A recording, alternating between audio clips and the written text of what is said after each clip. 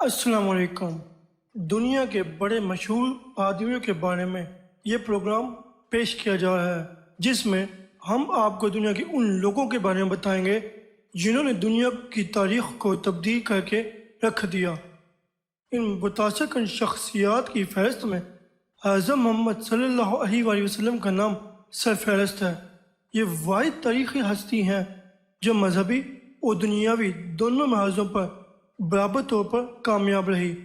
حضرت محمد صلی اللہ علیہ وآلہ وسلم نے آزادانہ طور پر اپنی تبلیغ کا آغاز کیا اور دنیا کے عظیم مذاہب میں سے ایک مذہب کی بنیاد رکھی اور اسے پھیلایا۔ وہ ایک انتہائی مؤثر سیاسی رہنما بھی ثابت ہوئے۔ آج 1400 برس گزرنے کے باوجود ان کے اثرات انسانوں پر گہرے ہیں۔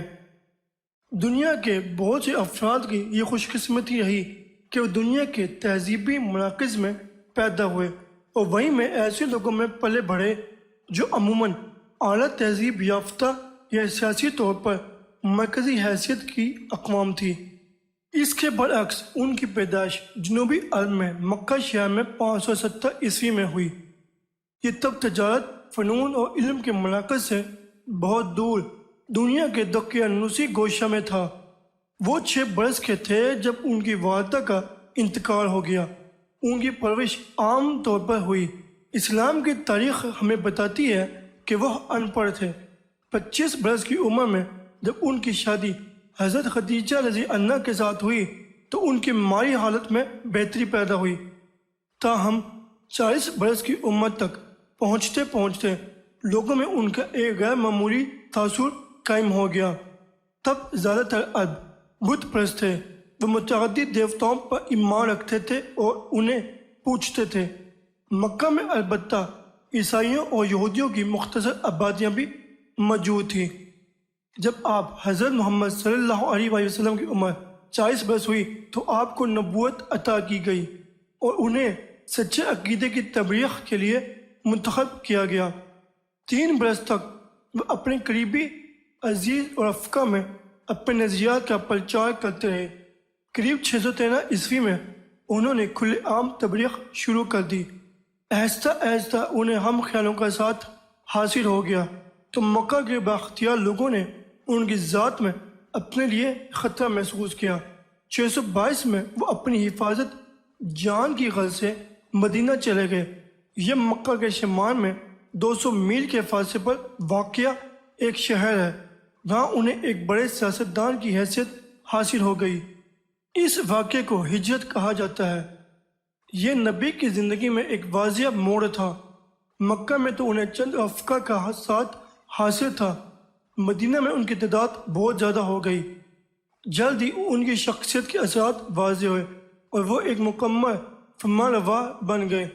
اگر چند برسوں میں ان کے پیروکاروں کی تعداد میں تیزی سے اضافہ ہوا اور مدینہ مکہ کے بیچ چند جنگیں لڑی گئیں جن کا اختتام 630 عیسوی میں آپ کی فتح مندی اور مکہ میں بطور فاتح واپسی پر ہوا۔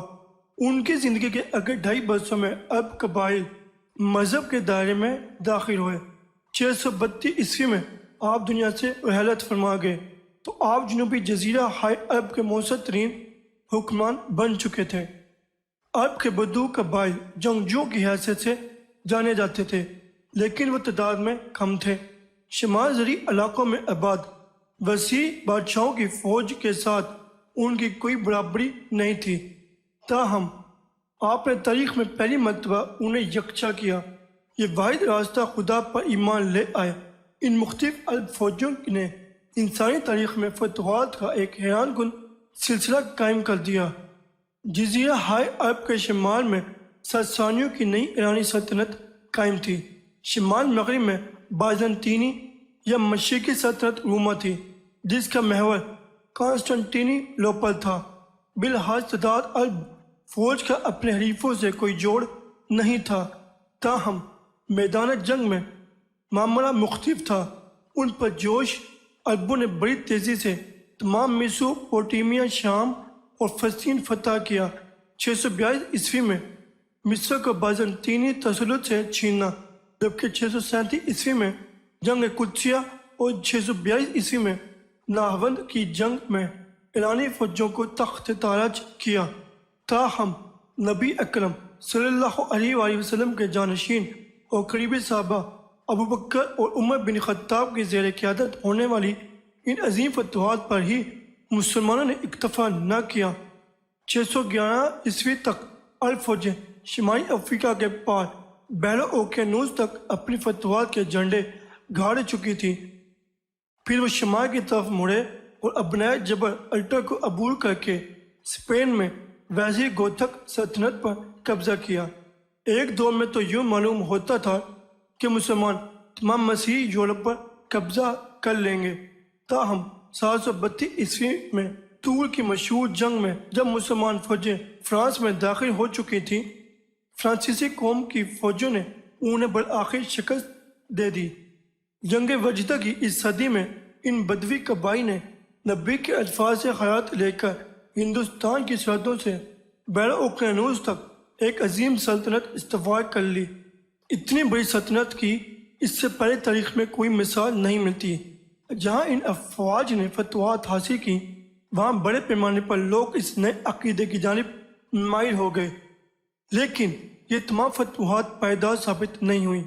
ایرانی اگرچہ اسلام سے وفادار رہے، لیکن انہوں نے البوں سے آزادی حاصل کر لی۔ اسپین میں 7 صدیاں خانہ جنگی جاری رہی اور بالآخر تمام جزیرہ ہائی اسپین پر پھر سے مسیحی غلبہ ہو گیا۔ قدیم تہذیب کے یہ دو گہوارے میسوپوٹیما اور مصر عربوں کے تسلط میں رہے۔ یہی پائیداری شمالی افریقہ میں بھی قائم رہی۔ اگلی صدی میں یہ نئے مذہب فتوحات کی حقیقی سرحدوں سے بھی پرے پھیل گیا۔ آج افریقہ اور وسطی ایشیا میں اس مذہب کے کروڑوں پیروکار موجود ہیں۔ یہی حال پاکستان، شمالی ہندوستان اور انڈونیشیا میں بھی ہے۔ انڈونیشیا میں تو اس مذہب نے ایک متحد کر دینے والے عنصر کا کردار ادا کیا۔ بصیرہ پاک و ہند میں ہندو مسلم تنازع ایک اجتماعی اتحاد کی راہ میں حائل ایک بڑی رکاوٹ تھی۔ سوال یہ ہے کہ ہم کس طرح انسانی تاریخ پر حضرت محمد صلی اللہ علیہ وسلم کے اثرات کا تجزیہ کر سکتے ہیں۔ تمام مذاہب کی طرح اسلام نے بھی اپنے پیروکاروں کی زندگیوں پر گہرے اثرات مرتب کیے۔ اس وقت عیسائی مسلمانوں سے بلحاظ تعداد میں دگنے ہیں، اسی لیے یہ بات عجیب محسوس ہوتی ہے کہ حضرت محمد صلی اللہ علیہ وسلم کو عیسیٰ مسیح سے بلند مقام دیا گیا ہے۔ اس فیصلے کے دو بنیادی وجوہات ہیں۔ اول، مسیحیت کی فروغ میں یسوع مسیح کے کردار کی نسبت اسلام کی ترویج میں حضرت محمد صلی اللہ علیہ وسلم کا کردار کہیں زیادہ بھرپور اور اہم رہا۔ عیسائیت کے بنیادی اخلاقی اعتقادات کی تشکیل میں یسوع کی تشخیص بنیادی رہی، یعنی جہاں تک صہیونی عقائد سے مختلف ہیں۔ سینٹ پال نے یہی صحیح معنوں میں عیسائی الہیات کی ترویج میں حقیقی پیش رفت کی۔ اس نے عیسائی پیروکاروں میں اضافہ بھی کیا اور وہ اعتنامہ جدید کے ایک بڑے حصہ کا مصنف بھی ہے۔ حضرت محمد صلی اللہ علیہ وسلم اسلام کی الہیات کی تشکیل میں فعال تھے، بلکہ اس کے بنیادی اخلاقی ضوابط بھی بیان کیے۔ انہوں نے اسلام کے فروغ کے لیے بہت زیادہ محنت کی۔ حضرت عیسیٰ علیہ السلام کے برعکس حضرت محمد صلی اللہ علیہ وسلم نہ صرف ایک کامیاب دنیا دار تھے بلکہ ایک مذہبی رہنما بھی تھے۔ فی الحقیقت وہی الفتوحات کے پس پشت موجود اصل طاقت ہے۔ اس اعتبار سے وہ تمام انسانی تاریخ میں سب سے زیادہ متاثر کن سیاسی قائد ثابت ہوتے ہیں۔ بہت سے اہم تاریخی واقعات کے متعلق کہا جا سکتا ہے کہ وہ ناگزیر تھے۔ اگر ان کی رہنمائی کرنے والا کوئی خاص سیاسی قائد نہ بھی ہوتا، وہ وقوع پذیر ہو کر ہی رہتے۔ مثال کے طور پر اگر سائمن بولیور کبھی پیدا نہ ہوتا، پھر بھی شمالی امریکہ کی کالونیاں اسپین سے آزادی حاصل کر ہی لیتی۔ لیکن الفتوحات کے بارے میں ایسا نہیں کہا جا سکتا۔ حضرت محمد صلی اللہ علیہ وسلم سے پہلے کوئی مثال موجود نہیں ہے۔ اس عمل پر اعتبار کرنے میں ہچکچاہٹ کی کوئی وجہ نہیں ہے کہ پیغمبر کے بغیر یہ فتوحات ممکن نہیں تھی۔ تاریخ انسان میں اس سے مماثل ایک مثال 13ویں صدی عیسوی میں ہونے والی منگولوں کی فتوحات ہے، جو بنیادی طور پر چنگیز خان کی زیر اثر ہوئیں۔ یہ فتوحات عربوں سے کہیں زیادہ وسیع اور عریض ہونے کے باوجود ہرگز پیدا نہیں تھی۔ آج منگولوں کے قبضے میں صرف وہی علاقے باقی رہ گئے ہیں جو چنگیز خان کے دور میں ان کے تسلط میں تھے۔ آج فتوحات کا معاملہ اس سے بہت مختلف ہے۔ عراق سے مراکش تک عرب اقوام کی ایک زنجیر پھیلی ہوئی ہے۔ یہ صرف اپنے مشترک عقیدے اسلام ہی کے سبب باہم متحد نہیں ہے، بلکہ ان کی زبان، تاریخ اور تمدن بھی مشترک ہے۔ قرآن نے مسلم تہذیب میں مرکزیت پیدا کی ہے، اور یہ حقیقت بھی ہے کہ اسے عربی میں لکھا گیا۔ شاید اسی باعث عربی زبان باہمی ناقابل فہم مباحث میں الجھ کر منتشر نہیں ہوئی۔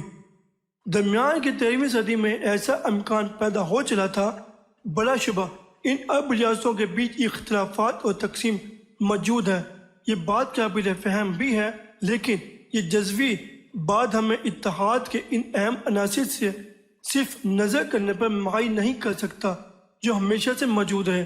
مثال کے طور پر ایران اور انڈونیشیا دونوں تیل پیدا کرنے والے اور مسلم ممالک ہیں، لیکن 1973 اور 74 کے موسم سرما میں ہونے والی تیل کی تجارت کی بندش کے فیصلے میں شامل نہیں تھے۔